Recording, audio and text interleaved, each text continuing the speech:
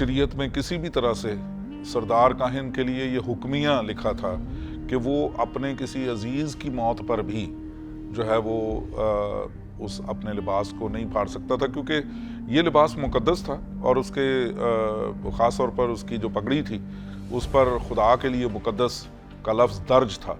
सो वो जब इस खिदमत में आता तो वो खुदा की खिदमत को अपनी तमाम चीज़ों से ज़्यादा अहम करार देने का पाबंद था।